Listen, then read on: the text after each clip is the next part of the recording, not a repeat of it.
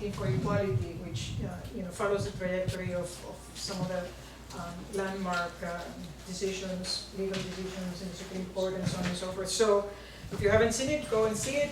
Also remember that José Luis Cortés, who joins us today in the panel, has a beautiful show upstairs in the gallery on the second floor. Please don't go without stopping by and seeing it. If you haven't signed in, please sign in, give us your name. It helps document the people and the work that we do.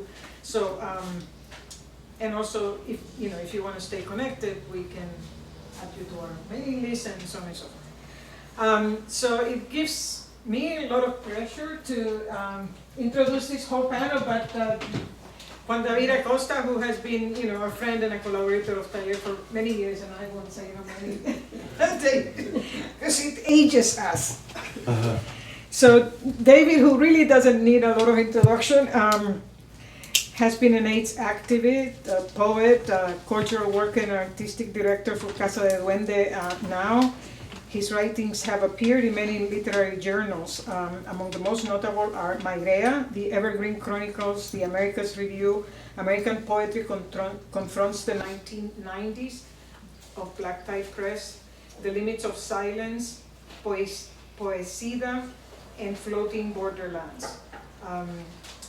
He will be included in the Anthology of Latino LGBT History in the United States and Puerto Rico to be published by the University of Texas in September of 2015.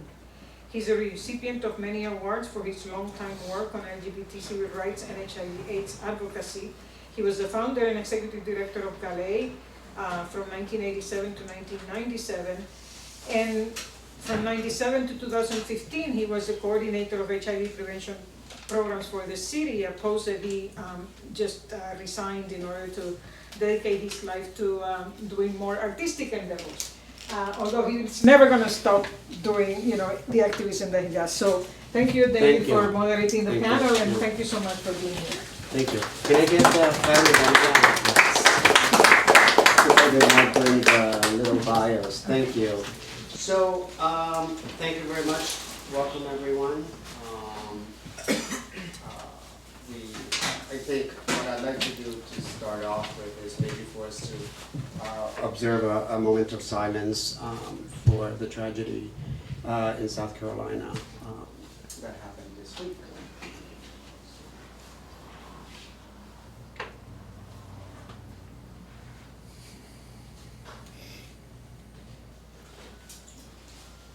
Okay, thank you.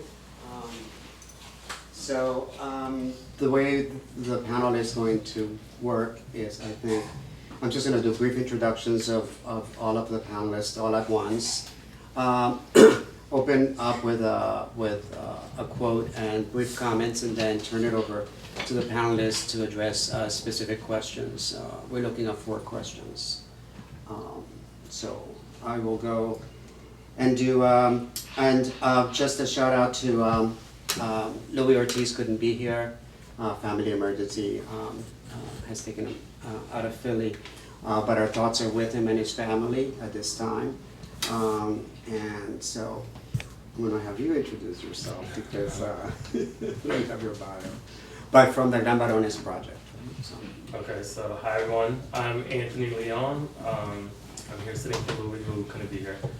I am an intervention specialist at Mazzoni Center and have been for the last 2 years. I've been in Philly for just 2 years. I'm Puerto Rican, originally from New York City, but by way of Lancaster, Pennsylvania.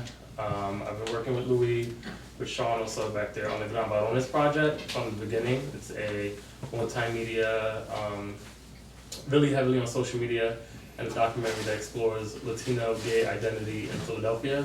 It's beginning to move outward nationally and exploring Latino gay identity throughout the country. And we've also started to touch experiences of men of trans experience that are also Latino. So. Thank you. Okay, and then I'm going to introduce everyone through their bios that they submitted. And then Elicia Gonzales, who also doesn't need much of an introduction, has enthusiastically served as executive director for GALAEI, a queer Latino social justice organization where she leads a team of dedicated, hardworking, and passionate individuals. Yeah, these are some of the hardest working folks. They've had a marathon month, 2 months, 3 months, including last night at the youth prom, celebrating his 20th year, and they work really, really, really, really, really hard. I mean, very hard. So I can attest to that because I see them everywhere, and I don't know how they do it and do it over and over again, but that is passion and heart. Gonzales serves on the board of Planned Parenthood of Southeastern Pennsylvania, on the Community Advisory Board for the UK Mental Health and AIDS Research Center, and on the Leadership Council for the National Latino AIDS Action Network. She has worked in the social justice field for more than 16 years in various capacities, ranging from reproductive justice to queer Latino social justice. Gonzales moved to Philadelphia in 2004 to get a master's degree in social work and human sexuality education from Wilder University. She is originally from Denver, Colorado, where all of her beloved family resides. Okay. Erika Guadalupe Núñez is a queer activist and artist who works with Migrant Power Movement, National Immigrant Youth Alliance, and Juntos, focusing on topics of racial justice and immigrant rights. She came to the US from Mexico when she was a young child and was undocumented until she received her green card in 2013. Most recently, Núñez's part in a movement involved working on Niñas Bring Them Home campaign, where she helped ease the return of 5 people who were deported. She was also part of a civil disobedience action that ended a private prison contract between Immigration and Customs Enforcement and Montgomery County Correctional Facility. Her other work includes working on ending deportation cases, creating art for rallies and campaigns, and holding workshops for the community. Erika also serves on the board of Juntos and is a member of their LGBT committee. So great work, Erika. Thank you. Really important work. Emmanuel Coreano is a native Philadelphian and published writer. Being a bisexual person of color, he faced many challenges. However, through music, writing, and other creative outlets, he has found himself. And Coreano is truly artistic and creative, and that is his passion and how he chooses to do the work that he does, which is important. Valentina, also known as Bella, has been a part of GALAEI for 4 years. She is a trans-identifying youth who is passionate about the queer community. Bella has numerous dreams and goals, from starting a home for trans-identifying youth, that's wonderful, to opening an LGBTQ and allied charter school in Philadelphia. Great. Wow, that's been a long time coming. That's fantastic. And then, certainly, last but not least, José Luis Cortés, who is the artist visiting us from Philadelphia, from Puerto Rico, and his exhibition is upstairs. So if you have a chance to go see, it's really some beautiful work. Native Philadelphian, was born in Philadelphia to Puerto Rican parents. His family moved to Puerto Rico when he was 3 years old, and he lived there until the age of 28 when he moved to New York City. A gay man, José Luis' artistic career began to take shape when he produced work inspired by the 1990s New York City gay scene. José Luis's work has been exhibited in galleries and museums in Amsterdam, London, Berlin, New York, Miami, Vienna, among other locations. His work has been reviewed in the New York Times, Art in America, and Out magazine, and many other publications. You can see more of his work at the Visual Aids online registry and learn more about him on his blogspot at joselcortes.blogspot.com. So it's my pleasure to welcome all of you tonight, this afternoon. See, I too stayed up late last night at that prom, so I blame it on Elicia. So the way that I think that we want to do this is, I had kind of structured the panel to look at this issue of intersectionalities. And basically, one of the folks who wrote the most about intersectionalities was the Black African lesbian poet Audre Lorde. And I think that for people of color who do organizing, intersectionalities is central to the way that we do organizing work. Part of it is because we are complex creatures. We are Latino, we are immigrant, we are men, we are women, we are trans, we are. And so our experiences, I guess many of us don't have the luxury of just working on one issue because of our complexity, because of the multi-dimensions that we bring to the work. And so, so Audre Lorde wrote a lot about intersectionality, and so what I want to do is I want to use that as a framework for the questions that hopefully the panel will answer. And then we'll hopefully also this will be a dialogue between all of you folks. And, I wanted to start off with a quote by the Black feminist poet Pat Parker, who said, "If I could take all my parts with me when I go somewhere, I'd not have to say to one of them, 'No, you stay home tonight, you won't be welcome, because I'm going to an all-white party where I can be gay, but not black.' Or I'm going to a black poetry reading and half the poets are anti-homosexual, or thousands of situations where something of what I am cannot come with me. The day that all the different parts of me can come along, we would have what I would call a true revolution." And that's from her movement in Black. So, so as you can see, she's saying, I just wish I could take all of me into every room whenever I show up. It's a powerful quote. And so with that, I'm going to pose the first question, and we can go in any direction you want. You can answer the question. We have about 2 hours, but we also want to give the audience time to ask questions.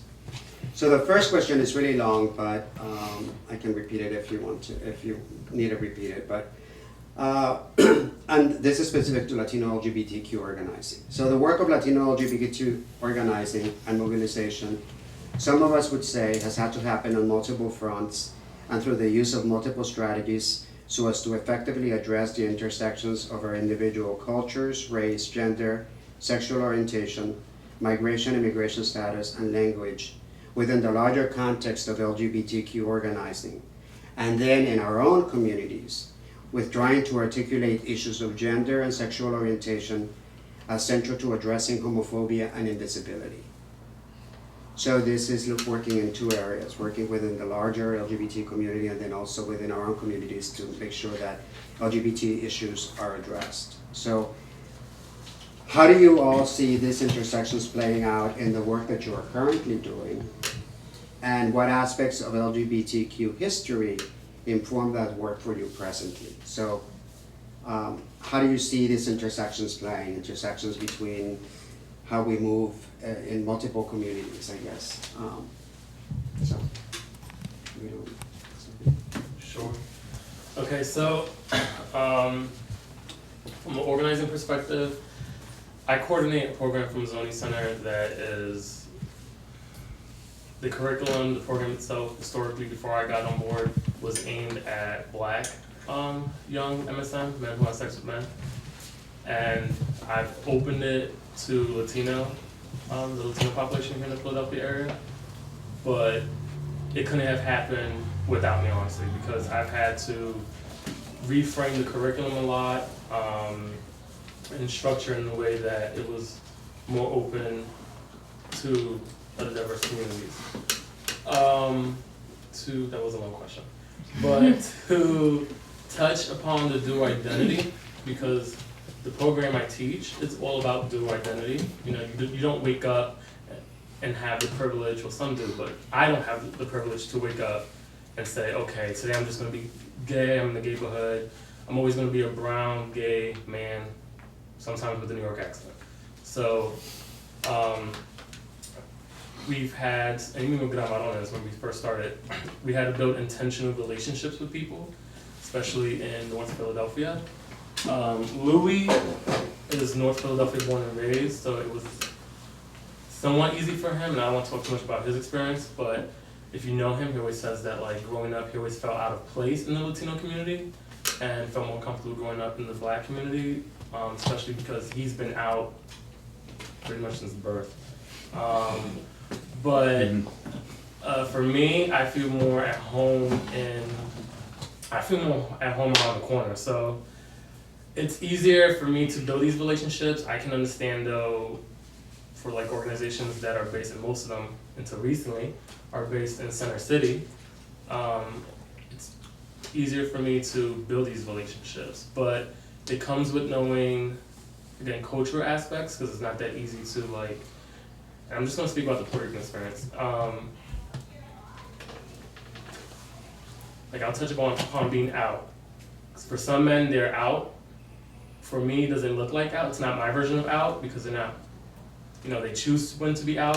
Whether it's because they are trying to navigate around places where their safety might be a concern, or they feel like their safety might be a concern.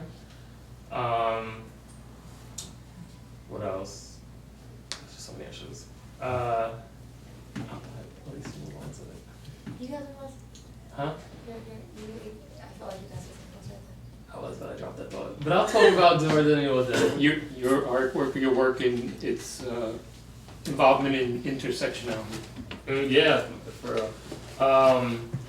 It does. We touch, in our curriculum at Mazzoni, we literally put up a piece of paper and we'll say, all right, first word that pops into your head when you hear the word black men. First word that pops into your head when you hear Latino men. The first word when pops in your head when you hear Latino gay man. Because a lot of times our young people that come through don't, like they know obviously that they're Puerto Rican and gay or bisexual, but they don't often have the language to put those two together, to see that their identities don't exist in just one bubble. It's very multifaceted, it's very three-dimensional, and yes, a lot of my work is recruiting. We have numbers. Mazzoni grinds me every day for those numbers. And I have to sit with multiple hats. That's the joke at the office, that I wear different hats. Like, who am I today? Like, depends where I go. Now, off the clock, I'm just a gay Puerto Rican. I'm Anthony, but you'll catch me at a bar on 2nd and Cumberland before you catch me at a bar in the neighborhood, just because that's where my friends go, and play the music I prefer, and the beers are cheaper. But yeah. So we'll go there after this. So I'm going to speak more from the perspective right now. I'm going to have the hat on for a moment about being the executive director of GALAEI, and then maybe we won't get into more of the personal stuff. But I remember when I first found out that I was going to get the job at GALAEI, and I was talking with somebody who is a very well-respected person in the community, who I won't say who is, but a person who runs an organization. And I had lunch with this person, and they said, well, tell me about your vision. Like, what's your vision for the organization? And this is when I was still like a puppy. I'm like, I have no idea, I was like, well, like I want to be able to reach, the gay Latino community, and, really exploring, all, Latinos, like not necessarily Latinos who are already connected to some of this work or what have you. And she just looked at me like kind of confused and like literally said, well, you're gonna have to make up your mind. Like, are you going after Latinos or are you going after gay people? And like in that moment, I just knew like this is why I do this work. Like this is why GALAEI exists, because there is not an option of choosing this or that. Like we are all of it at the same time, all the time. And so the work that we do is intersectional just by virtue of who we are, right? Like being queer Latinos, it's not like immigration is separate issue to the work that we do. It's who we are. It's not like, issues of language is separate from who we are. Like it's who we are as people. And so both the blessing and the challenge at GALAEI is how to do it all. And oftentimes, even though we're very hardworking and we're very passionate, we do find ourselves spread somewhat thin, because it's important for us to show up in all these different capacities. So like at any one month, we're doing something that's related to HIV, that's related to being queer, that's related to being Latino, because it's important that we show up in each of these spaces, and that we, as much as possible, try to give equal representation in each of these spaces. And so the challenge in that is that you can't do it all, and it gets personally kind of frustrating when, because we are who we are, that the expectation is like, well, you have to be there, right? And I think that sometimes, especially in talking about some of the pressures of like the CDC and government funding and things like that, like the expectation is that like you will take on that burden, you know? So for example, in October is National Latino AIDS Awareness Day. Like we don't get any extra funding for that, but the expectation is that, well, you are a Latino organization, therefore like you must do this, right? Like it's not explicitly stated, but it's pretty harshly stated that this is what happens. Whereas like the mainstream organizations, you know, who usually have more resources, aren't necessarily held to that same level of expectation. So that becomes somewhat challenging as well. On the flip side, the beautiful side of it is that there's a fluidity to being able to be who we are and connecting to folks in ways that are beyond just sexuality, which is wonderful. So especially now being in North Philly. So being in North Philly and everybody's invited to come to our space. When we invite you in a second because we have to get it ready still, but still come anyway. And help us paint and stuff. But the beauty about being in North Philly and the anxiety around being located in North Philly has really just been just that. It was just anxiety and fear. And we have been nothing but embraced by people. And, like little grandmas will walk into the space and like ask us who we are, and kids will walk into the space and ask us who we are. And there has not been any sort of outward weirdness, with the exception of one person on the block who apparently is just weird. But aside from that, like very much people are excited that there's this like queer organization in the neighborhood. And in terms of like intersectionality, there's this weird thing that I feel like, I don't know if it's happening or if it's always been there or if I'm just paying attention more to it now, but especially with like some of the youth, like sexuality is just part of who we are. Like it's not as important that we're like, I am gay, I am this, right? It's just like wrapped up in who we are as people, so that it is not as important to claim L or G or B or T sometimes. So that is also kind of an interesting thing, and I'm gonna stop talking now because I have to talk all day, but yeah, this is one of our youth, we love. Yeah. You don't have to necessarily answer, but just talk about like who you are. Well, I'd be interested in the how you feel this, intersections of, around, specifically around the experience of bisexual individuals. So it's, how do you see the complexity of all this stuff that you are as a human being playing out? I mean, for me, I think mainly with my family, since my family is like, I was raised as a Pentecostal Christian, like really hardcore religious, and I feel like there's always this stigma like, if you're bisexual and you date a woman, you automatically become straight, right? And so my mom always has this ideology that I'm gonna come home with a woman in my arms and just be like, hey, I'm straight now. And I'm like, no, that's not what it is. And my dad he's like, you have to be a man, you have to be macho. So like, as soon as I came out, it's like I lost my manhood, in a sense. I don't know. So, yeah. So I got a little lost with the question, but I guess the sense of it is talk about intersectionality in the organizing work that I do. Right. Okay. Yeah. Okay. Yeah, that's it. Yeah. The other was a preamble to the question. Okay. So for me, I always tell this because it's kind of like a precursor. For me, it was much easier to come out as gay than it was for me to come out as undocumented. And part of that is because I was at Bryn Mawr College, which is an all-women's school, 30 minutes away from here. It's a private school. I was lucky to get there on a scholarship, but everyone there, it's a women's college, so obviously there's a lot of lesbians there, but there's not that many undocumented kids that get to go to school like that. So when I came out, so for me, like immediately when I came out being gay, everyone was like, oh, that's awesome, like we're gonna have something, like this is great. But when I came out as undocumented, the reason I came out as undocumented was because another student at my school had been caught in an action, and the whole school was like, why did she do that? Like, why did she get arrested? Like, how is she here? And I remember I was in the shower, and like there were students in the bathroom being like, I don't understand how she got to come to a school like this. Like, how did she get in? Like, who pays for her school? That kind of thing. And so like I'm like literally like conditioning my hair, and I was like, oh my fucking god, you know? So for me, like, I ended up coming out as documented because of that, because I was like, these white girls don't know that there's lots of us here.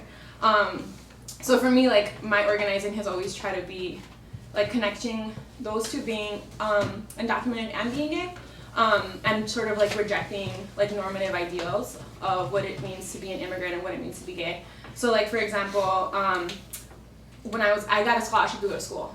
So people, when they talk about the DREAM Act, that sort of thing, like, I was a model example of that when I was in high school. People were like, oh, she's such a good kid, like, it's such a shame she was, like, born in Mexico, she'd go so far. But for me, I find the Dreamer narrative and the work that I do and the org that I do, I find the Dreamer label, I find it kind of problematic, because it's sort of like, these students didn't do anything bad, it was their parents that brought them to the US, so basically it's sort of like, these kids are good kids just because they're good students, they want to join the army, that sort of thing, because that's what the DREAM Act's about going to college and joining the army, right?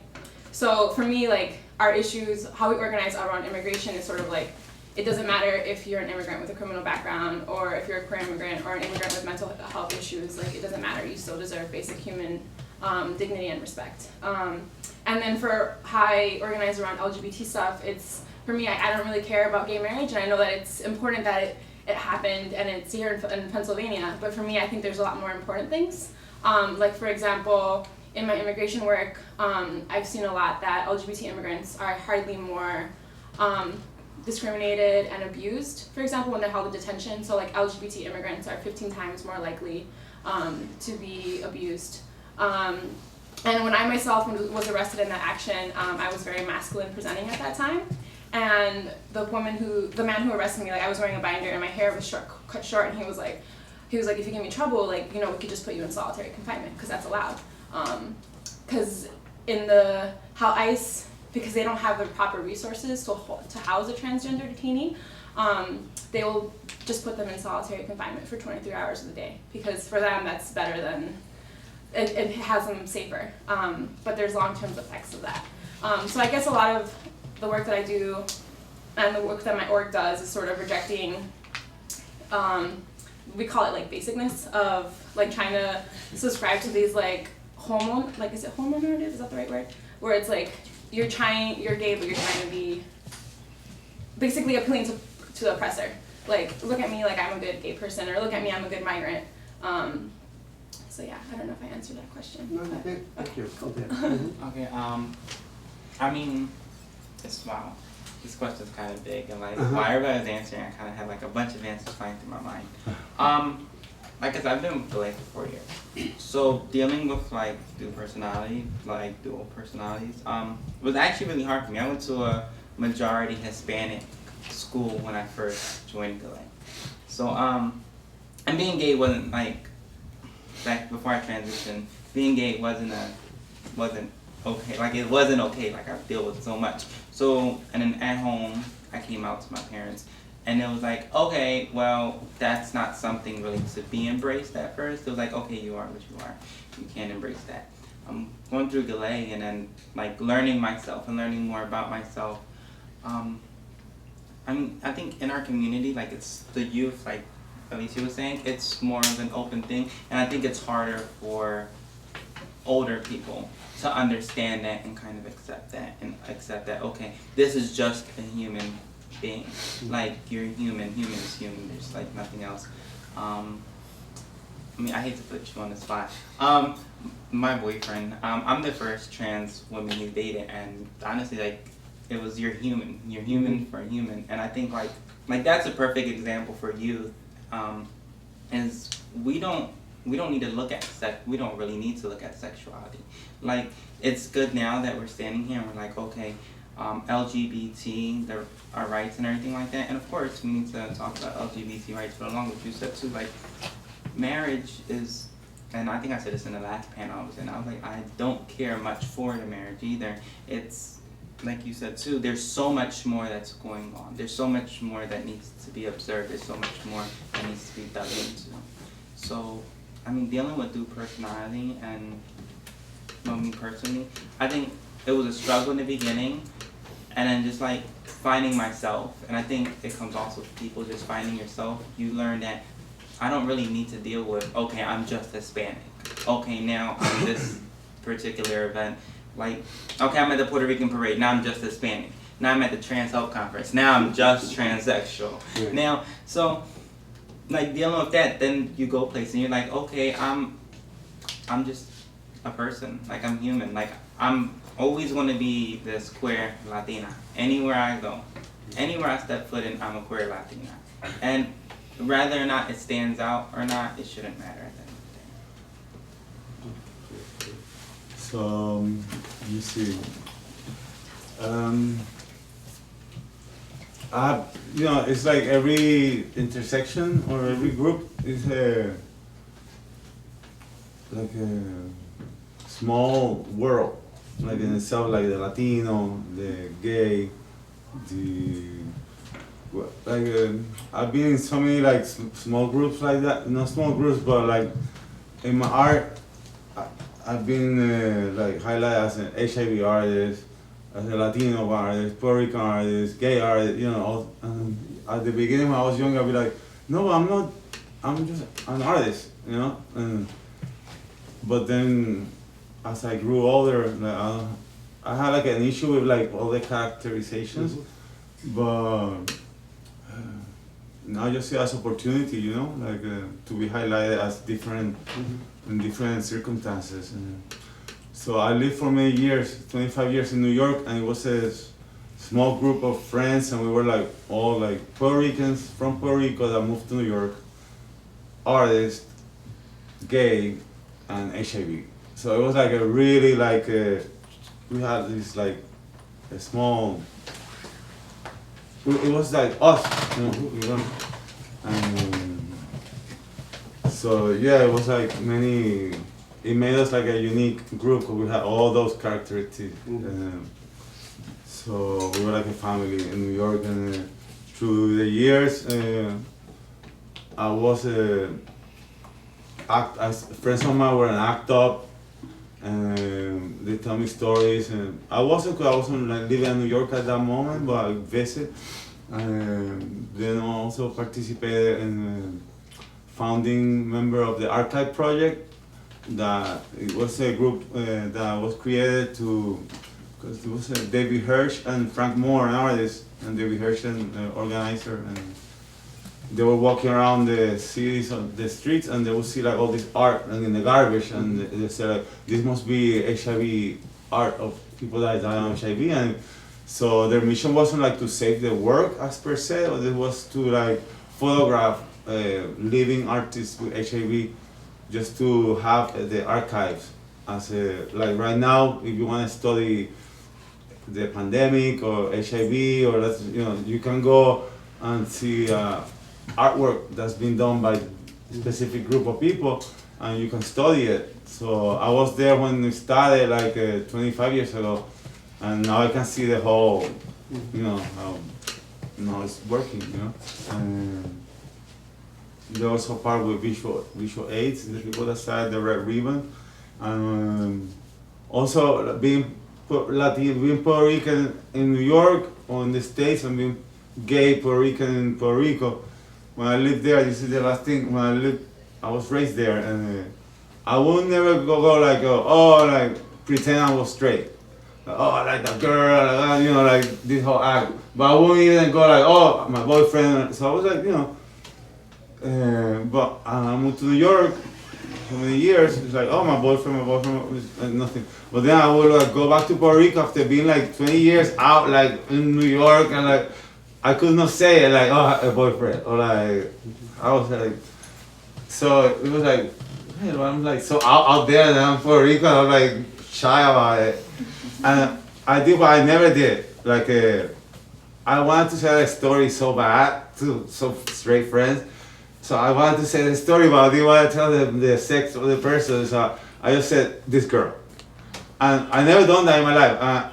So I told the story about something felt like weird, you know? And then like, after a couple of weeks, the guy comes up to me. He was really cute, hot, like really good looking. I didn't want like him to say like, his guy's over here. So maybe that was a little bit of it. But also like the Puerto Rican, the culture, and he said, told me like, Oh, I'm gonna tell you something. Like, if you gay, like, I have more respect for you. Like, if you just come out and say that, pretend I'm there, like, yeah, I'm gay. And so after that, that was like a moment of. I thought I'd share this with you. Thank you. Okay, any questions for the folks in the panel? So from your individual or community perspective, what do you see as the most pressing issues confronting Latino LGBT communities today? Like, what do you think is the most pressing issue? I know we've talked about, some folks have referred to marriage as not being really central to the work that they do, and and so I know people have issues with. I know at one point people had issues with gays in the military, and so the question then becomes, what do you think are the most pressing issues right now facing LGBTQ communities? So maybe we can start from this way, or anyone wants to address it. We don't need to go in order. If you feel you want to address the question, if not, it's okay to say to pass it on. But yeah. I can say, for me, the most pressing issue is tackling HIV stigma in Latino, especially gay communities, especially in Philadelphia. I always say that, like, the whole, when we talk about greater LGBT history and HIV history, we always say, like, oh, when medication became readily available and effective in 1996, then, lives got better and lived longer, but I always say that never has happened in Latino gay communities. Stigma is real across the board, regardless of race, but stigma, HIV stigma in Latino gay communities is completely different. It's there when people talk about conversations, when we have conversations on apps like Grindr or Jack. I know here in Philly, social media has become the modern day town center. Like, that's an analogy I'm gonna use. When they used to take witches to the middle of town and burn them at the stake, social media is used like that these days, where people will be called out and tagged. Some have been brazen enough to tag people and be like, oh, so and so is positive and got my friend sick or whatever, and it becomes a witch hunt. And that stigma, and then that post alone would then create more fear amongst other people from either having conversations around HIV or even something as simple as getting tested for HIV. I would say, even being Puerto Rican, the hardest population not the hardest, I'll say the most interesting population to recruit and bring downtown to connect to services downtown, not just in the zoning, but at FIDE, at GALAEI, is Latino population. For so many reasons, very different reasons, and I don't want to take too much time, but HIV is, for me, the pressing issue. I don't know that there's necessarily like one pressing issue per se, but the first thing that popped into my brain was this issue around representation and visibility, but like in a, not just, showing up in media and things like that, but I mean also like even in relation to HIV, like there's this notion that that HIV like interventions, for example, well, if it's for a Black youth, like, oh well, just translate it to Spanish, and then like they didn't work for Latinos, right? And or like in media, pop culture and things like that, like there's like a particular way in which Latinos period are represented, and then gay Latinos obviously even more narrowly represented. And I think that, I mean, even just like up here on this panel, although admittedly so we don't have any Afro Latinos up on the panel, but that's the thing, like you could never ever get all of us in a room. Like we are complex, we are multiracial, we are, identified in so many different ways, and to be able to have projects in which shares these stories, to be able to have spaces in which we get to show up and be unapologetic about who we are, I think is really powerful and needed. And one of the things at GALAEI that I feel really proud of is that we, I I don't even know, it was sort of an evolution, like it was a community involved process in which we were asking people like what was needed, and the thing that we learned is that over the years, people didn't really know who GALAEI was, queer Latinos, gay Latinos didn't know who GALAEI was, and I think it was because we were afraid to be saying like, we are Latino, right? And even sometimes to this day, in talking about like social media, you know, like we've been called out for being a little bit like wishy-washy about our mission, and you know, because we're so much about like wanting to make sure everybody feels included, and you know, but no, like, you know, we have to be able to like lay stake to our space and to our culture and our history, and to our ancestry and our roots, and our youth, because nobody else is gonna do that for us. And so to say now that we are, you know, unapologetically Latino, unapologetically queer, I feel like is a small step in sort of helping to increase some of that visibility, because I know, like for myself, coming from Colorado, people only have heard this story before, but being from Colorado, like all the gay women that I knew were like Melissa Etheridge listening, like Birkenstock wearing, sports bra wearing, like people that wasn't me, and I'm like, well, I guess I must not be gay then, because like that's not me at all, you know.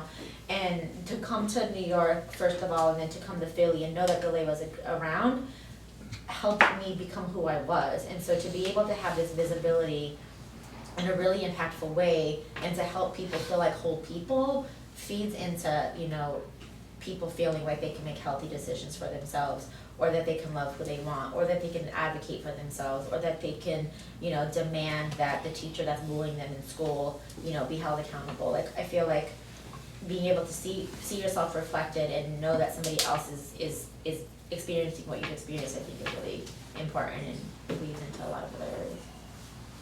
Thank you. Anyone else? What do you think is the most important? Or one of the most important issues affecting us now at the moment?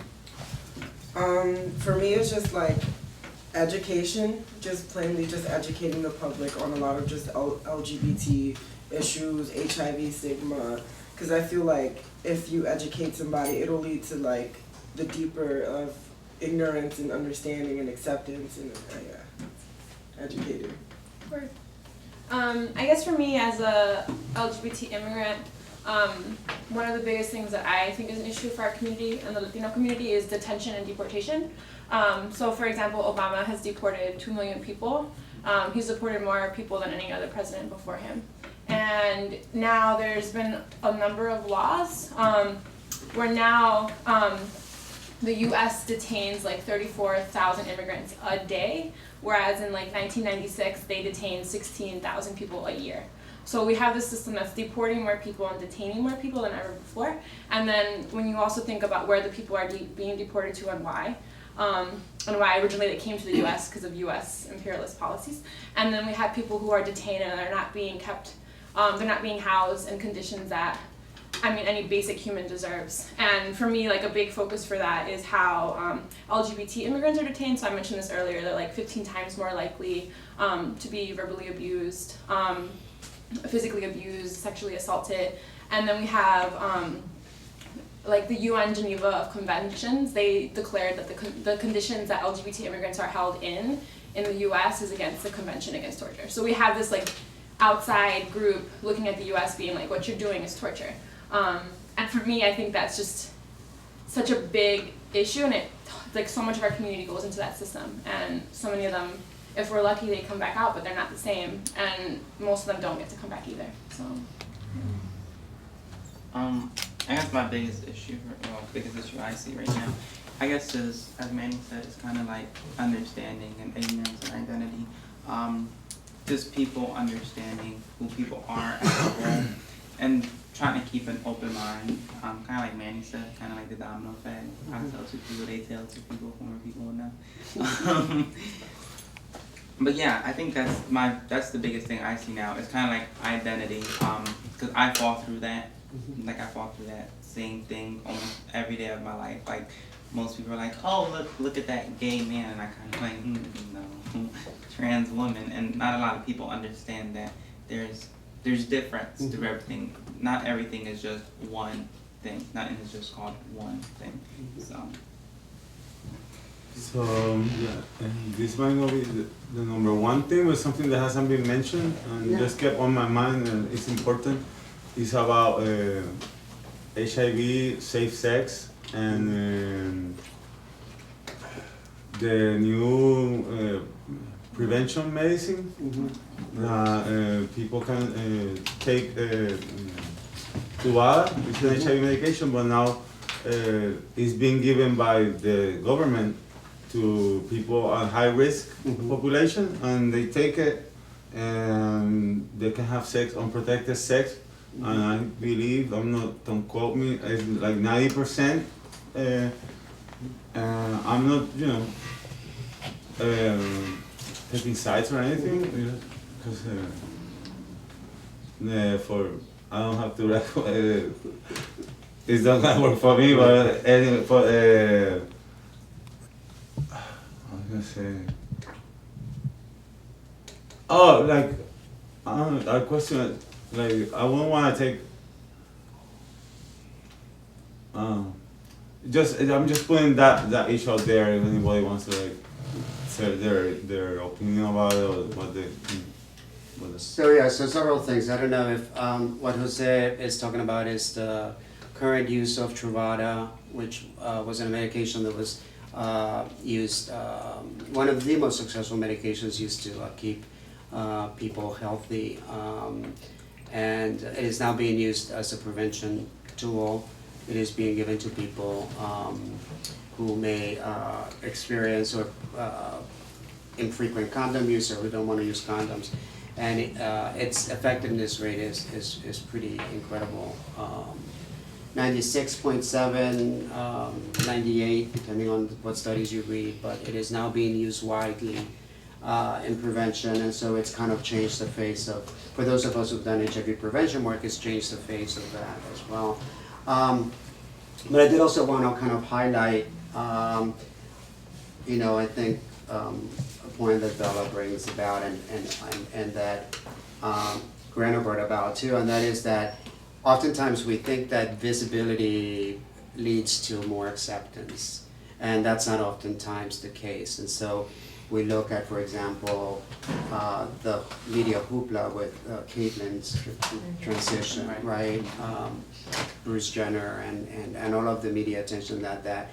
And certainly I think that's created a discussion around dinner tables where discussions weren't happening, where people are asking questions, and hopefully parents are giving kids who are asking these questions because they've seen it everywhere, responsible answers about that. But that doesn't always necessarily translate to, every day we hear about trans people getting killed, or teens committing suicide. And so, or infection rates on HIV still continuing to increase, despite lots of efforts in doing that. So all of these issues are really important, and I think that sometimes just because we highlight them doesn't necessarily mean that they create acceptance, or they create a need to greater understanding. I think the shooting, the racist base shooting in South Carolina at the church, I think highlights the fact that we've got a long way to go. With just around race, around sexuality, around gender identity, around violence, immigration. Did anybody see? I was actually kind of shocked that the announcement by Mr. Toupee for president, he ended it by saying some of the most racist things against Mexicans. It was really just horrible, where he just said, they were murderers and rapists and thieves, and and I'm going to build you a wall. I will build you a wall. And then he basically said, and I guess some of them are nice people. And that's how he ended his presidential whatever. And I just thought, wow, I was so upset I couldn't even. Although I was really upset. I have to say though, I would prefer my racism straight up. No, it's true. It's true. I mean, Over versus over. I agree. But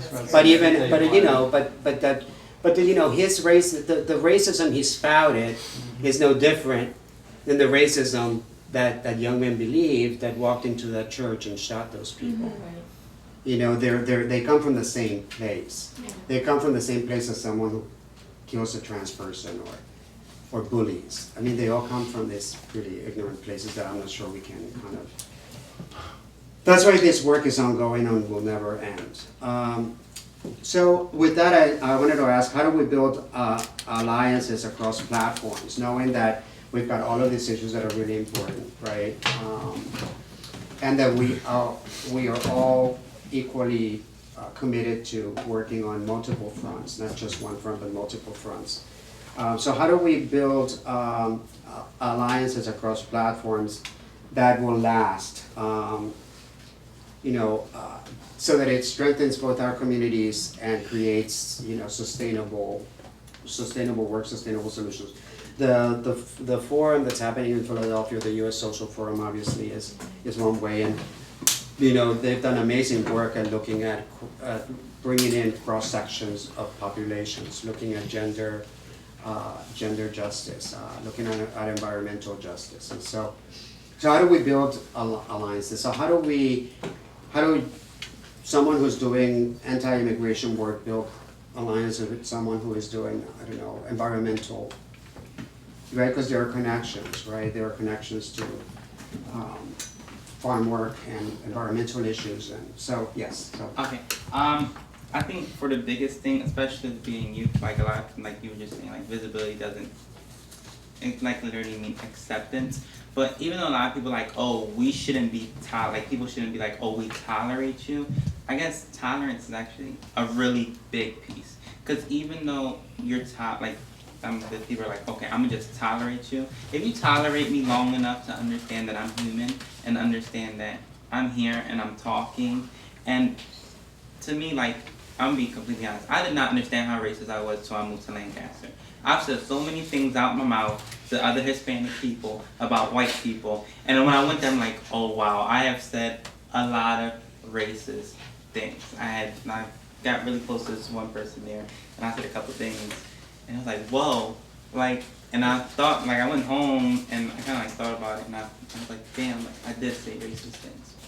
So, just being okay, well, I'm gonna tolerate you and understand you, just brings about the acceptance. So even though people are like, oh, it's not a tolerant thing, so visibility and tolerance will go a long way. Will go a really long way. Because if I sit there with somebody who is very anti-gay, I'm gonna tolerate you. I'm gonna tolerate everything. You being anti-trans, anti-gay, and even if I can just grasp your understanding and be like, okay, well, maybe there's a method to your madness. There's something that you have to understand about everybody, and just opening that door will expand just your understanding and expand your doing for everything.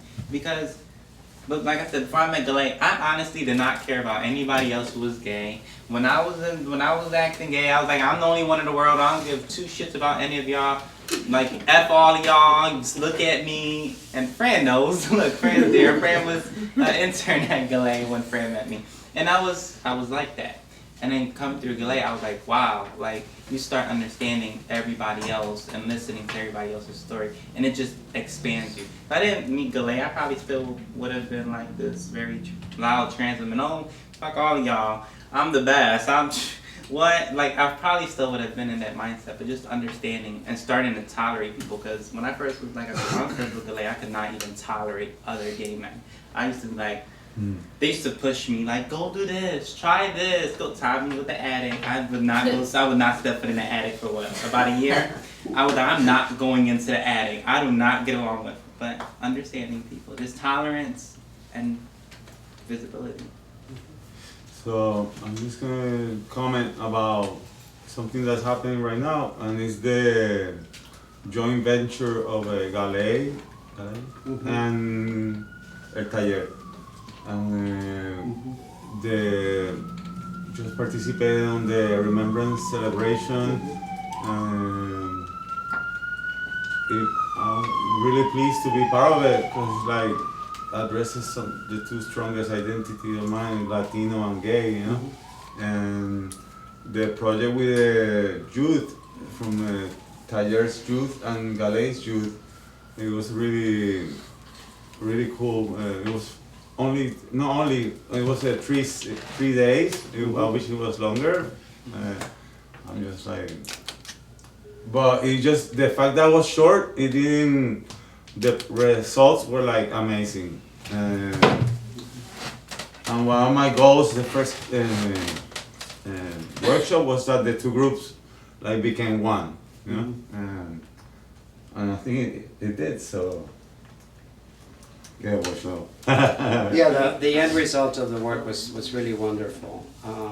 It looks like they were all, they created a whole bunch of little José Luis Cortés.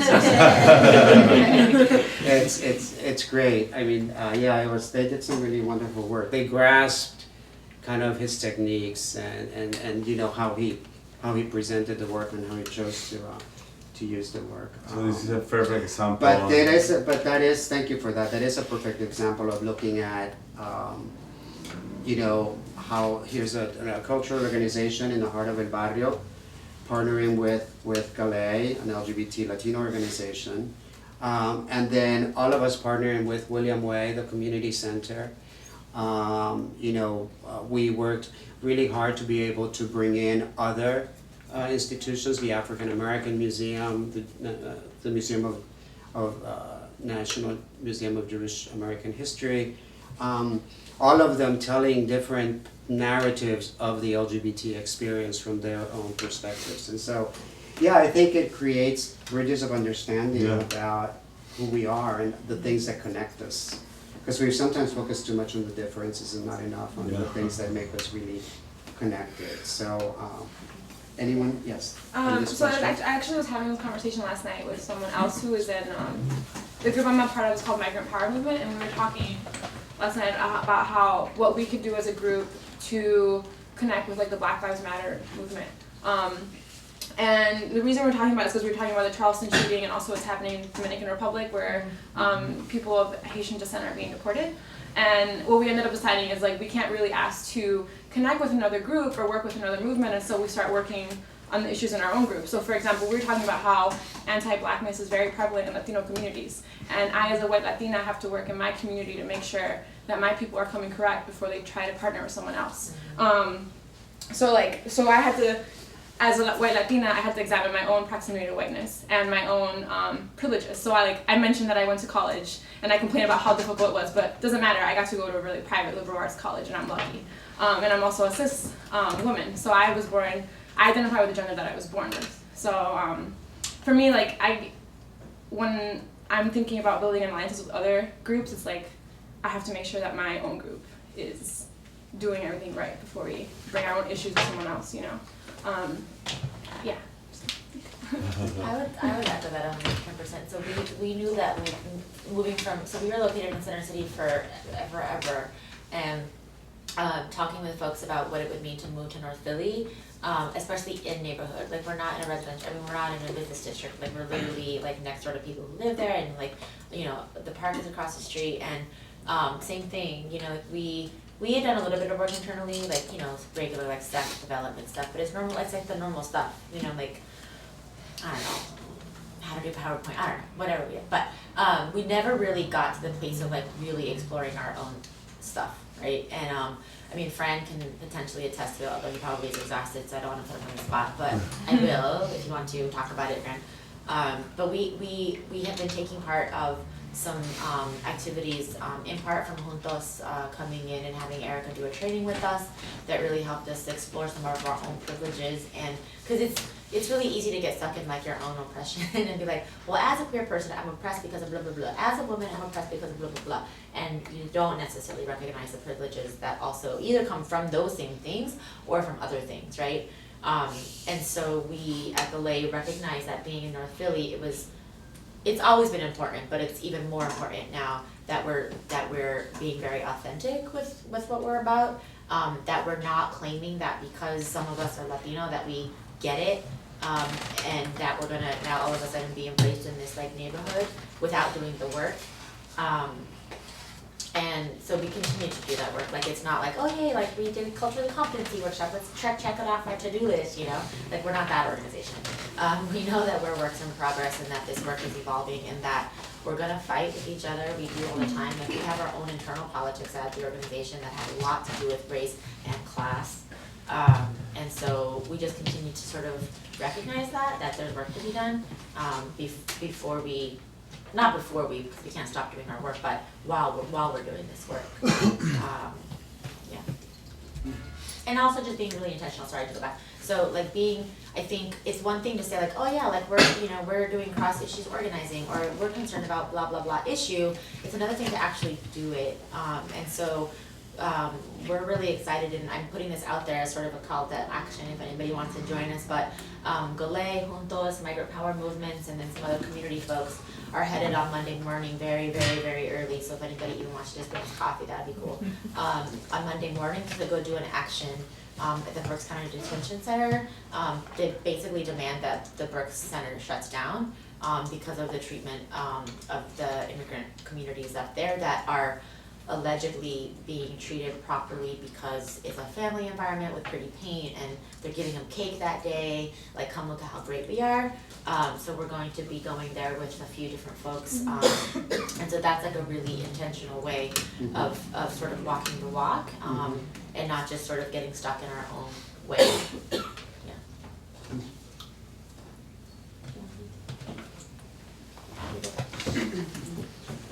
So, Can I just leave one more thing? I'm sorry. go ahead, no. So, the space is set up in such a way that you guys are looking at us, but I always feel uncomfortable in these kinds of situations, and I would encourage us to dialogue with each other because I feel like that's very, very rich. Like I always say this, but I forgot to say it at the beginning, but I'm by no means like an expert or I can talk. I mean, don't get me wrong, I can talk. But I would as much love to hear from you guys as the other panelists and things like that. So, Yeah, and actually, that was kind of the end of the questions. The last question, which we can answer altogether, was was just going to ask us to think about something that we could do in the next 2 months or in the next 6 months that we know will have an impact across any of these platforms. So yeah, we should open it up for discussions. I know there are people in this room who bring a lot of expertise, and knowledge, and history in community organizing. Ada Bello, who is with us, and I wanted to just shout out to give a shout out to Ada's a really important part of our history, living history, as a person who took part in the Reminder Day demonstrations, which is happening, but also as one of the founders of the latter, and so which was a very important publication in the United States in terms of historical perspectives around around lesbian issues. So maybe I don't know if I was to say a little something, but if anything, well, yeah, let's start the conversation because we've got some time. And I intentionally only wanted to ask them a few questions to open up, the place for discussion. So, what I had observed from all of the opinions that have been expressed, and this consideration of the fragmentation of our personality, which personality do we take out tonight, that it is a reaction to the environment. It really doesn't mean a fragmentation within ourselves. So it seemed to me that the most important, or at least one of the most important factors to attain integration in terms of what we are, is to work on the culture becoming competent on issues that are our concern. In other words, education that was mentioned, I think is very important. I think that once a person has a concept of something that is very, that they have never encountered before, and they see it as something that really is not going to have a deleterious effect on themselves, then they have no problem accepting it. But I think there is so much ignorance and also misinformation that I think that is a very important point to emphasize, that we must bring understanding through information and education. And I think, you know, one of the most important things that became part of how LGBT, at least organizing, happened was the issue of this coming out became a really important issue. And coming out actually was scary, but in and of itself was a radical act, because that has done probably more for creating an understanding among people about LGBT people, because everyone knows someone now, and we don't have three heads, everybody knows someone who's, and so that personal relationship, I think, is really important. People know that there are LGBT people, that they're in their families, that they're at work, that they're best friends, and so that creates, I think, a level of understanding and empathy. And then these are the same folks who are now saying, yes, let gays marry, why not? They should have the same rights as other folks. So that was a really, I think, important strategy, post-AIDS activism, and, yeah. So I think that, but you're right, I think that helps to put some of that into perspective and move us forward a little bit.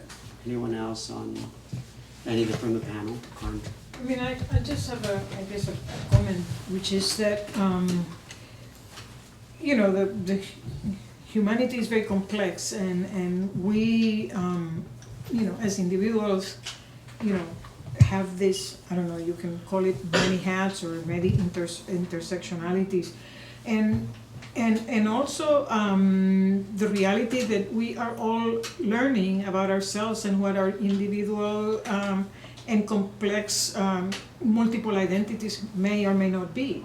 Because, the fact that, somebody mentioned that there's no, somebody identified as an Afro-Latinos, but we're all Afro-Latinos, because we are the product of a multiracial reality. And I'm Puerto Rican and I'm Latina, and I'm, American, I've lived here, more than I've lived in Puerto Rico. So, and that, that is a constant challenge, to continuously challenge ourselves to, internalize and de-internalize some of those, fixed and rigid interpretations of who we are and what we are as human beings.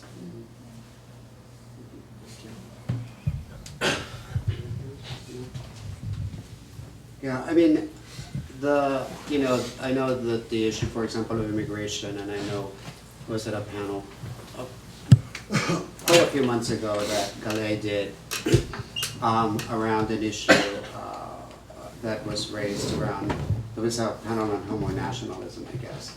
But one of the issues that was raised was, this issue around immigration, and I know that oftentimes, so is it important, how do we build bridges of, because obviously, Puerto Ricans are American citizens, and so they enjoy a status that is not afforded to other individuals who come from other parts of Latin America.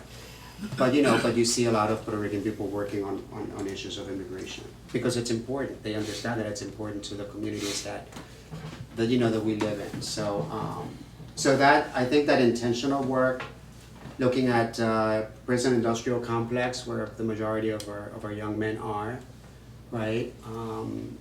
Interestingly enough, many of these prisons are in white little towns. Entire towns are employed by these prisons. The majority of residents in these prisons are men of color, young men of color, Black and Latino. And then the prisons create an economy for these small towns. And so I think, we have to question how that works, because it's real. I used to do volunteer work and had to take a bus out to the prisons, and people, because they were far away from their families had to come up with $30 to pay the bus drivers, those little buses, minivans, and they pick everybody up. You have to pay like $30 to get on one of those buses to go visit your family member. And so, so if it was the mother and the grandfather or the kids, that was expensive. And you're asking people with limited economical resources to make those trips. And so I would sit down with prisoners who would just cry because no one had come to see them in 6 months. They couldn't. Their family didn't have the resources. And so, they were really lonely and isolated. And I'm just thinking, this is such inhuman, so that's really, and working across that, I think is really, really important. Anyone here? Anyone else really want? I mean, for the next couple months, especially into November, it's an election year in Philly. We know Jim Kenney already won, and he's obviously going to likely be the next mayor.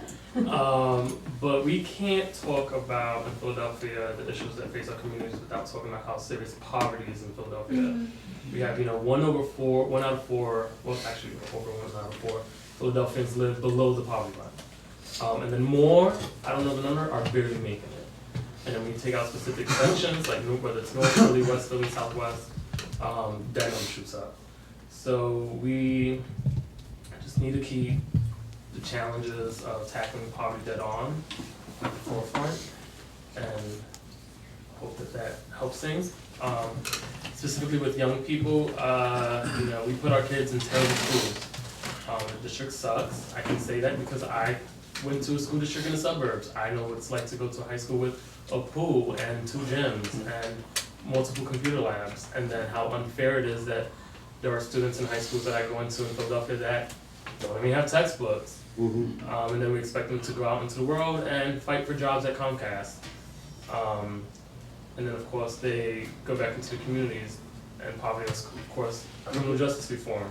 We have generations of missing fathers. Mm-hmm. So we have young gay men who enter relationships that don't know how to have relationships, and then may engage in behaviors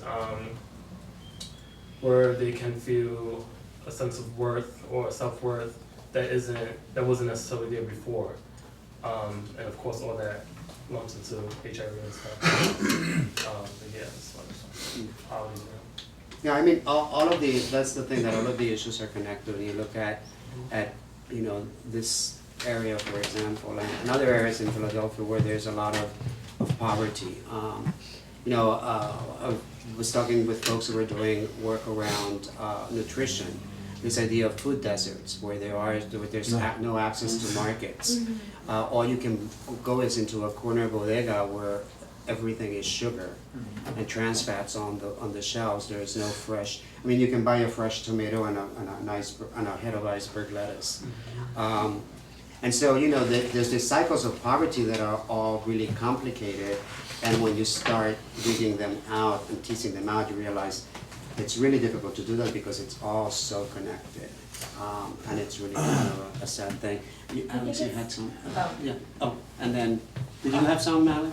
Yeah, I did, but were you going to say something? I was just going to say that I think that when we're talking also about intersectionality, that we also have to be thoughtful and intentional with how and where we get our money from, because I think that sometimes, like I know that at GALAEI, like we in some ways become and I don't want to even we become sort of at the mercy of the funder, and so then we feel like we get into this like mindset like, well, we can't do anything because the funder's not allowing us to do anything other than this really specific thing. And I can say this because I'm in a room of family.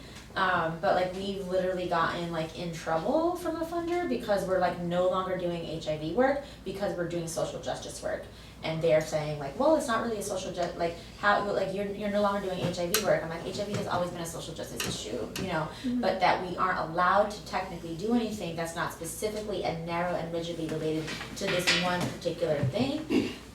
So rather than get upset about the fact that that's what they're asking, we have to create new sorts of, not even new, but we have to develop internally a system in which we're collecting monies and raising revenues in different sorts of ways, like through membership or through, I don't even necessarily know, but that we can't continue, we can't continue on the path that we're on and expect anything to change, you know, because the city and the government isn't expecting or wanting us to do that kind of work, so they're not gonna fund you to do that kind of work. So rather than get frustrated about that, like, let's just think creatively about it. Yeah.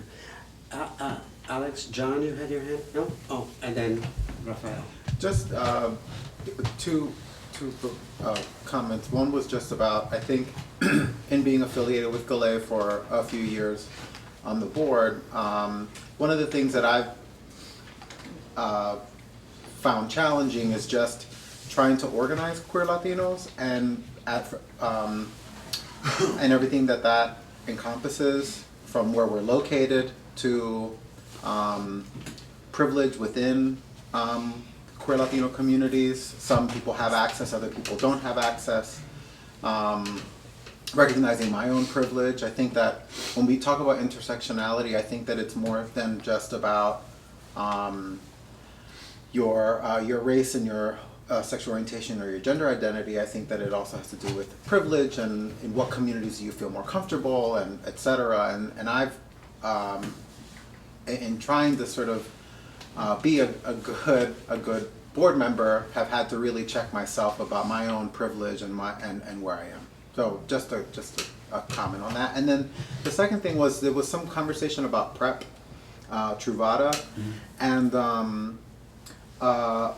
I'm just curious if we could just talk about that a little bit, because I think that for some queer Latino men, not that PrEP is sort of like, you know, a magic pill, but I'm just curious if people had any opinions on it. I think there probably is a matter of access, so that people can get access. I think that queer Latinos may not know that there is this additional form of prophylaxis, but then there's sort of concern about people engaging in high risk behaviors, and I'm just curious if there was any comment from the panel on that, or anybody. I feel like, and I read this article too, and then obviously, but like, if this pill would have been around in the 80s, we would have a very different outcome than what we've had. Like, there was entire, like, people wiped out, Yes, you know, lots of HIV, people, yeah. and people would have been like jumping through hoops in order to get this pill and the information about this pill out. I think it's a lot of like fear tactics that are happening around, like, people will have increased high risk activities, like, that's bullshit.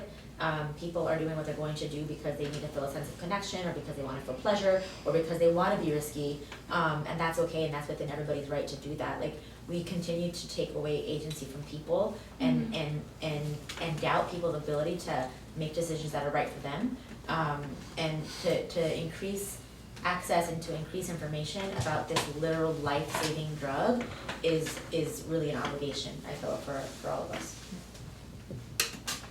Okay, so off the clock, I do a lot of organizing with gay, Latinos especially. I would say PrEP has been interesting to introduce, but it's been interesting only because it takes a lot to get people to even admit that they're having sex, right? Because there's a lot of slut shaming, there's a lot of guilt that comes around with saying, you know what, I'm single, or not even, doesn't matter, I don't care. But that I had sex on the regular or whatever, or I had sex with, you know, condomless sex with 2 guys last week. Like, getting to that point for me is a miracle. So a lot of times, especially when people that meet me through my personal social networks find out, you know, the work I do, and then they grow comfort, then they'll hit me up literally in my Facebook inbox out of nowhere, like, once they feel safe. I use that word safe. Once they feel that they know they won't be judged, or they feel that, I'm just gonna use this word, but they feel that I'm sluttier than what they could possibly be doing. Then they'll come to me and ask me questions and stuff, and then that's how I introduce conversations about PrEP. Or because even though I'm in the field, I don't have all the answers or to people's questions, so I'll connect them to people that do. But it's very tricky. It's like, again, no sides, but just like, I imagine one of the things is like, oh, we're gonna give a medicine so people can have more sex, or more like unsafe, you know, or unsafe, you know, like, so that in itself like if sex was bad, you know. Also, why somebody want to take a medicine that can have like side effects. That's also I think like I take it because I have to take it. Would I take it if I wasn't, you know? But not.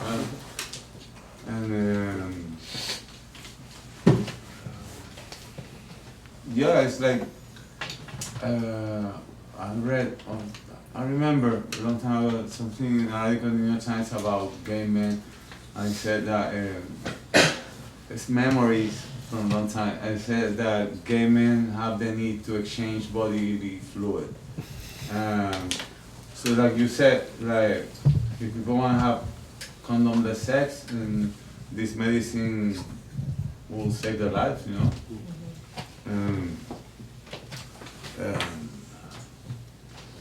Yeah, it's like the bareback. That's like having sex without condoms. Like it's used in the gay men. You know. I'm not much in the, but like 10 years ago, like I'm sure like it was like that was the big thing, you know. No, like bareback. And like not even like are you HIV or just like bareback. Like that's not a fact to be if you say or positive or it's just. So yeah, I think that's a good thing. Yeah. So there's a I don't know if anyone, but right now there is I think it'll be out in the next few months. A lower dosage pill, which has been tested and is probably as effective as the full strength version of Truvada. What they have found out is that there may be some level of bone density loss with the medication, but that the side effects are not as severe as some folks thought. Now we don't know 10, 15 years down the line. We know 5, 6 years, but of all the studies, and they're really large clinical studies, it seems to be pretty well tolerated. There is, however, a smaller dose pill that's going to be released, I think, in the next 6 months. I think, as a youth, honestly, I think the pill itself scares me as a youth. I understand, like, the whole, okay, it can save a life type thing. But if you look at it, like you said, like, probably, like, in the 80s, people be fighting for this pill. Nobody, like, I think this is just a pill for not only people of the LGBT community, but people of, like, hetero community to understand. And now, is it going to take another epidemic for people to understand this pill? Like for me, it's a lot of things that flow through my head. Like, I can understand, like, okay, it's going to save somebody's life. But why does it take a pill for you to understand that this is going to save your life? Like, are people going to start using this as a clutch? Like, what's going to happen with this? Like, is this going to be now your type of clutch? Because now this is saying, okay, we're gonna protect you from contracting HIV, but this pill is not gonna protect you from contracting gonorrhea, Right. contracting chlamydia, contracting syphilis, and contracting every other STD that's out there. And like, even though like a lot of other STDs are like curable, like you can go and get them cured, it's okay. And this is an open room, and I don't care how many other people see this, because I think almost everybody's, or not everybody, almost somebody's had this. When I was 15, I had gonorrhea. As I said, it was curable. You do not understand the devastation, like if you have gotten any type of STD, the devastation that I felt was ridiculous. The devastation, like, even though it was curable, it was, how could I let this happen to myself? Mm-hmm. So me as a youth, I'm like, are other youth going to think that this is a clutch, like this is okay? Like, is this pill automatically okay? Because there's still HPV, there's still all these other types of things that can have long-term effects on you if you don't get it cured, if you don't use this type of protection. So for me, it's like, okay, if I start this pill is good for me, but I'm still gonna take each step to understand that I'm safe and I'm secure. Like, and as you said, like there are people who enjoy bareback sex, but people who enjoy bareback sex understand the risk. Do youth themselves understand the risk of taking this pill and being like, okay, I'm gonna go have sex, and this is protecting me from HIV, if that makes any sense. Yeah. But, I mean, yeah. Yeah, protection from HIV, obviously, it's true, it doesn't protect you from other STDs that can heighten the transmission of HIV, especially syphilis. Rafael, Felix, and Felix. Just one thing, I think it's a matter of, if we're talking about social justice is talking about giving people access to what anyone else who has privilege has access to. So it's not a matter, I think, of promoting behaviors or of purposely trying to increase high-risk behavior. I think it's a matter of, it's a social justice issue to provide people who don't have that privilege access to something. So just from that perspective. So I guess I am weighing in on it. Yeah. But there were other people after me who were right. Yeah, Rafael had a comment? Oh, yeah. I'm just going to know, just curious, because one of the questions we're talking about, there's a lot of things about duality and immigration. And you also, and you kind of framed it with what's happening now with the power of the gay marriage movement.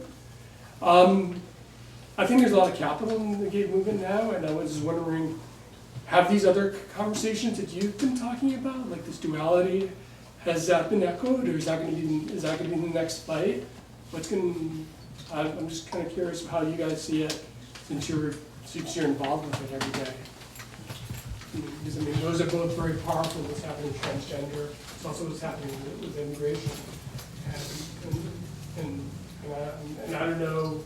I don't really hear that much when I read New York Times or the paper about. I just hear about marriage, about that's going to happen. But I don't hear about as much as these other topics that you're talking about, or even about the subtleties of duality, which I find that very interesting. Which I had the pleasure of talking a little bit on. What's that?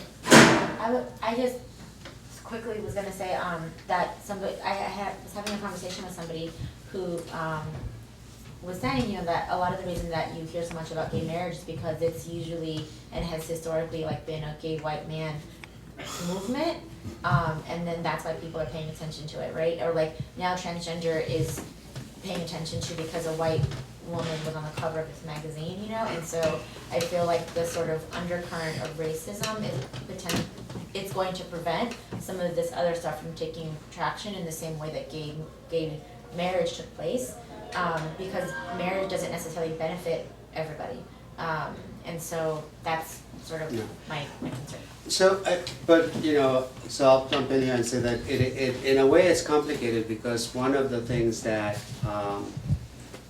you know, marriage really is a social contract, and it really confers nothing else except a whole shitload of tax benefits and all kinds of things that people who don't have it can't. And I know that we're working, you know, a small group of us are working around a report that was issued called In Their Own Words on Latino LGBT aging communities. And this was looking at the needs of Latino LGBT elders who face an entirely different range of challenges. You know, they didn't come out, they didn't have the luxury of coming out because they belong to a different generation. Family is really central and important to them, so unless they're out to their families and their families are supportive, they stay quiet because they're afraid of losing their family support. And you know, and so a lot of them live in poverty because they can't marry. And so one of the things that the report makes very clear is that marriage can be a really important tool to help LGBT seniors stay in their homes. And so if that's afforded. So I know that it's an issue that we talk about and that everybody sees kind of as okay, it's an issue for white people and it's an issue for people who have privilege. But it can be an equalizer in many ways in addressing some of the stuff. So PrEP as well, obviously access to it. I mean, the conversations that are being had around PrEP were the same conversations that were being had about the, the pill, the contraception pill. And now there's studies that are looking at how people can get off of it and go on vacations of PrEP. So it will become almost like the pill, where a woman who happens to wants to engage in sex will take the pill, and then when they're not engaging in sex may not take the pill because they don't take it every day. So that's, and the other one thing that just to the big emphasis, I think, in HIV prevention and in others is how do we change the social conditions that drive these things? How do we change the social conditions that drive incarceration, that drive poverty, that drive disease? And those are tough. But that's, I think, the structural stuff. If we look at the greatest successes in HIV prevention were perinatal prevention, where we knew that we could test women, and if they were HIV positive, treat them and treat the babies, so we have very few infants being born with HIV. That's an incredible success story. And the other one was needle exchange. Syringe exchange was a really critical intervention tool that really drove. I mean, Philadelphia, our infection rates among injection drug users before we started needle exchange was 16%. We are hovering at 5% or below in terms of transmission. That's just that's amazing.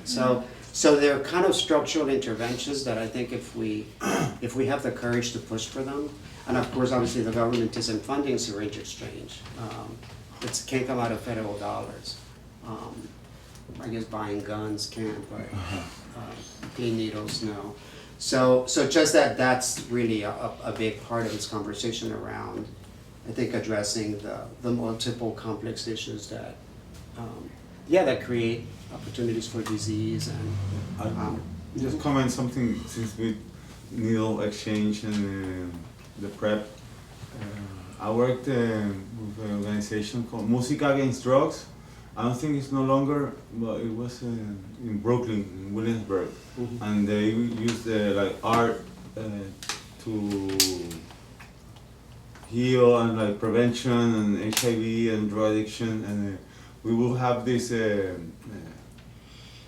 We will go out at the parks, like gang, drug infested, parks in tough neighborhoods and the mission was to get active people using drugs to take part of the art, just self-esteem building, and also damage control. Also, but the one thing that one time they came from a conference and they had these packets, and it was mouthpieces for crack pipes.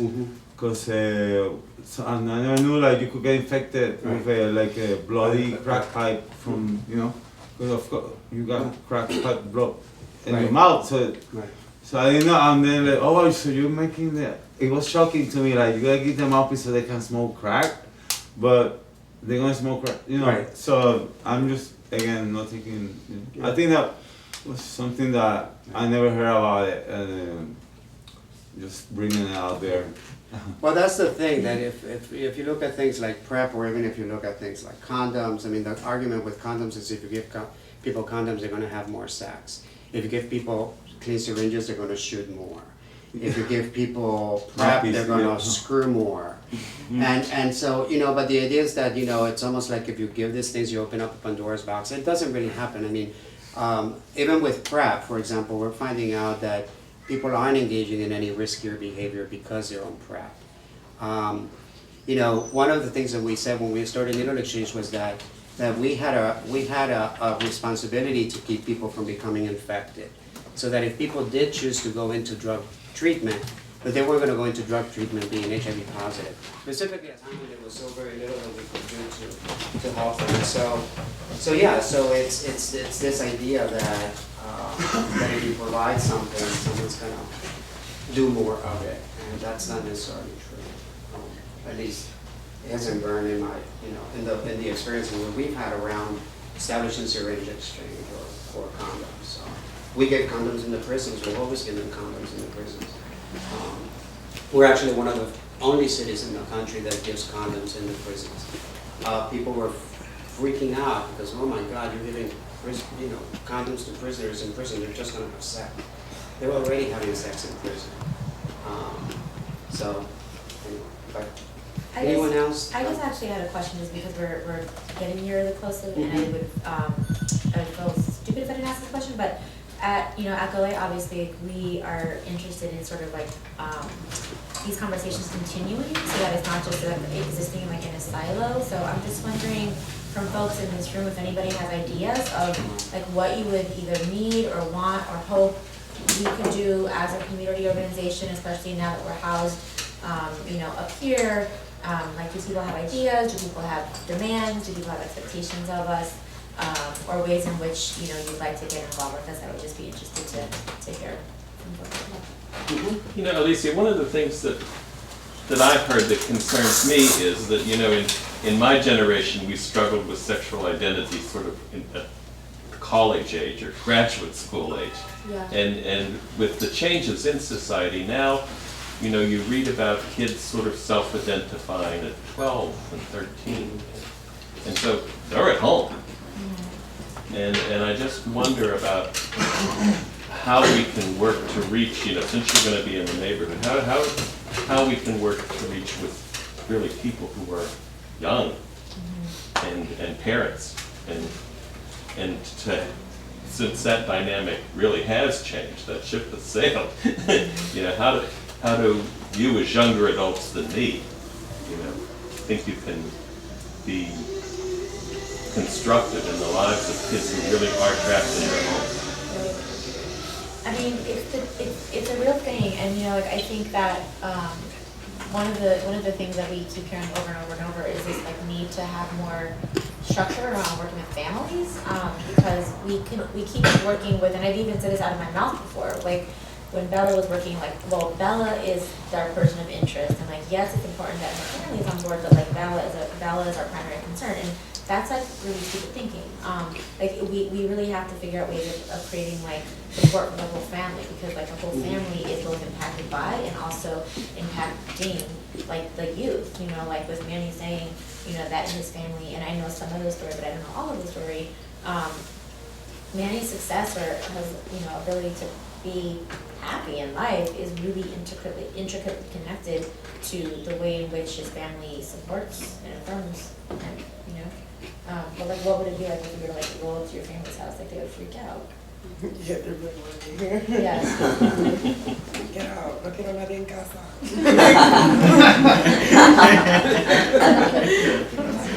For those of you who don't know, I don't want anyone home, right? Yeah.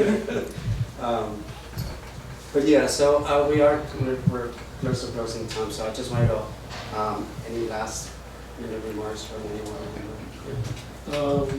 Brought up the matter of funding and having to do certain things or not do certain things in order to continue to receive that funding, or the expectations of the person that funded you. I do think that you have to find uncompromising ways of utilizing those funds before you get approval from the agencies. It's been done in the past, and then see what works, or you can prove that there is a guarantee that there will be an effective use, but you have to try it first. They're not going to say yes to an idea or a concept written on a paper. It's anarchistic, but it's effective. Yeah. I love that. I'm a big I'm sorry. believer in asking for forgiveness instead of permission. No, I didn't talk about forgiveness. Okay. And I think that we've learned to, and I know at least from my, we've learned to be creative in the work that we do and how we do it, and push just enough so that before we go to the go over the edge, and then people will see it for as simple. I remember the sexual latex campaign posters that we did, and how the press was all over the fact that we were using public dollars to fund pornography, although they were educational posters or on HIV/AIDS. So, yeah, there are ways you can push just enough so that It's a little bit of be both. creative in what you do and still do it ethically and do it within the confines and responsibilities of respecting the funder, in this case the government. Whether I it's agree the with that, health but I department. also think that unless you push beyond that limit, you will never change the minds of, you will never change the minds of those people who are teetering on the edge of wanting to participate in changing or not wanting to participate in changing and wanting to follow the rules. It's been done with Action Age, Act Up. Just to think of older people who might recognize and remember back then. They went beyond the limits. Yeah. And I think they did succeed in changing many, many thought processes about sexuality and gender. It was a beginning, and I think there's always a beginning. We're always at a beginning, like undocumented citizens. There's a beginning. In prisons, and what it does, where it comes from, is the beginning. You're gonna march, right? You're going to demand. That's my point. Is that you will effective. You're not going to do it unless you believe you're going to have effective change. You're going to affect change. But I really think that the issue is that you're always navigating, obviously, in terms of pushing the envelope and at the same time, thinking where the next, dollar for the next salary is going to be. So, I agree that we all have to continue to push the envelope, and it's a balancing act, and we push, as hard, and that's what GALAEI has been doing for the last 25 years. So I think we have to also give credit to that history, that they are where they are, and we are where we are, and the incredible amount of work that has been done in the Latino community with the Bellas of the world, and all of the kids that have been helped by this organization, because they've been, you've been pushing the envelope, it's understandably, need to continue to do so. Recognize it, notify it, point it out, applaud it, encourage it. Yes. No, I was gonna say that, and this goes back to Rafael's question about why we don't hear about these things, or why these aren't conversations that happen at the mainstream level. And for me personally, I believe that, we live in a society that's built off of and on white supremacy and very heteronormative behaviors and values. And because of that, I think that it doesn't allow the space to be able to have these conversations in a safe way. And it's very difficult to have these conversations with individuals and families who are not raised within these very specific cultural, racial, class aspects of their lives. And in regards of funding, everyone who knows me now, I do work for a foundation, and I think that it is important that especially organizations like GALAEI and Taller take the time to really push the envelope with funders. But as the only Latina who works in the foundation that I'm in, I understand that is not always the most safest or the most strategic thing to do. And I think that we have to keep that in mind, that communities of color are in very different places a lot of the time. I'll quantify this. Organizations that are run by people of color, which Taller and GALAEI are, I think they're in very precarious positions because they're navigating systems that they didn't help create. And so I think when in terms of funding, I think, I'm a big believer of, forgiveness instead of permission. I'm a big believer that everybody knows that. But I also think part of the issue is that, because you have an ally like me in that particular foundation, you can utilize me to do that work. I don't expect you to have to to do that work all the time, because I think it comes down to capacity as well. You know, I'm an ally of Taller and GALAEI, and it doesn't mean I can't be objective, you know, even though I'm Latina from this neighborhood. It just means that I have an analysis that maybe all the white program officers won't have. And I think that, you know, for someone like me, it's really, really important that because I'm Latina, I understand the position that GALAEI and Taller are in. And also recognizing that my privilege, like I can have a conversation now because I've built a reputation within the foundation around what white supremacy looks like and how we make grants to white-run organizations versus organizations run by people of color. So those are very two different strategies. And I think at that level, it's really hard to have those conversations. And I understand that for people like me, putting ourselves on the line like that is risky, you know. But I just wanted to make that note that, you know, one of the reasons why we don't hear these conversations is because we live in a very racist, patriarchal society. And we can't talk about these things in ways that are constructive a lot of times because we're so busy trying to survive. You know, and I find that even in our own organizations, when you're struggling to survive, like, you're going to survive. Our communities are built on survival because we live in these constructs. And so I just, you know, I'm listening to everything, and I think that was the most important and resonating question, is like, we don't hear about it because we don't have the guts a lot of times or the freedom to be able to talk about the fact that, you know, our society is built on white skin being better, and what does that look like? Because it's not always tangible. You know, it's something that's always really intangible a lot of ways, a lot of times. Does that make sense? I don't know. Anyway. Makes sense. But I feel like I'll wait till the end and then I'll say something. Well, thank you. Not only on white skin, because then, you know, even you know, we also see that supremacy is also very male identified. Alternative sources of funding is a book. There was a comment earlier about. In addition, I'm sorry. There was a comment earlier about family, and like how do we make sure that we continue these conversations? And I think our location in North Philadelphia gives us an opportunity to do work in two areas that we have not done as much work as we can. You know, certainly rolling up to Manny's house con una patrulla de gente is going to be like a problem. But for Manny's mom. But I do think that GALAEI doing work with families is a real opportunity. And what does that look like?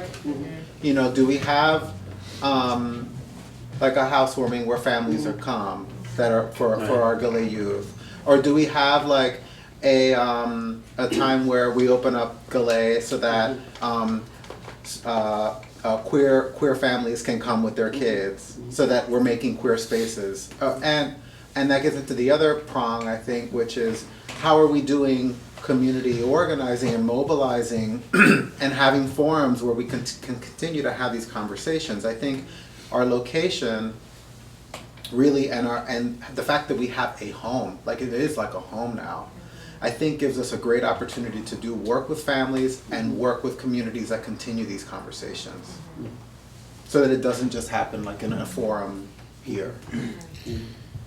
No, that's really, I know, you know, there was an organization, I don't know if the chapter is still around, Parents and Friends of Lesbians and Gays, and they did really critical work around bringing parents, reaching out to parents whose kids were coming out, and saying, like, you know, we're parents of a kid that's a lesbian or a gay kid or a bi kid or a trans kid.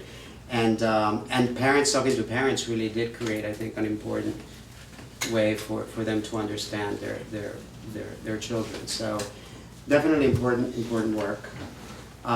Never ending, always ongoing. I wanted to thank all of you for coming, and our panel, and Taller.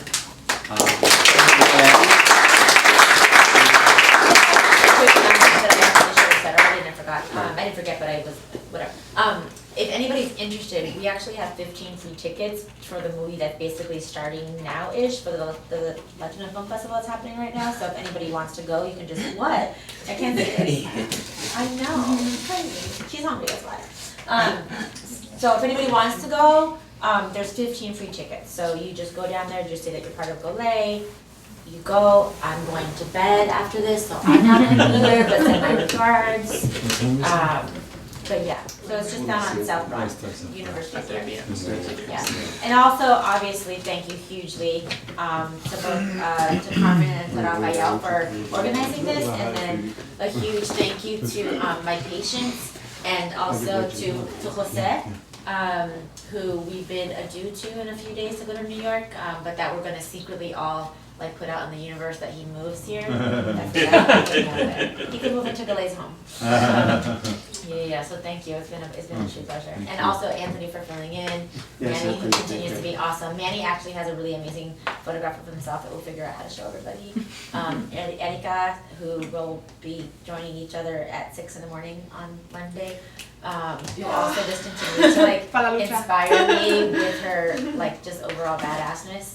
And her effective use of curse words within the presentation, which I always appreciate. And then Bella, who like we've literally seen like grown up in front of our own eyes, you know. So it's just really astonishing, and none of this would have happened without somebody who I like have deep love and respect for, who is David, who just continues to not only challenge, but to inspire and to hold accountable me, but also all of us collectively, because it was really through him that GALAEI and Taller were actually even part of the annual Reminder Day, because a lot of the other folks may or may not have been thinking about who's not at the table, except for John. But you know, so just you know, a huge thank you and applause for that. So.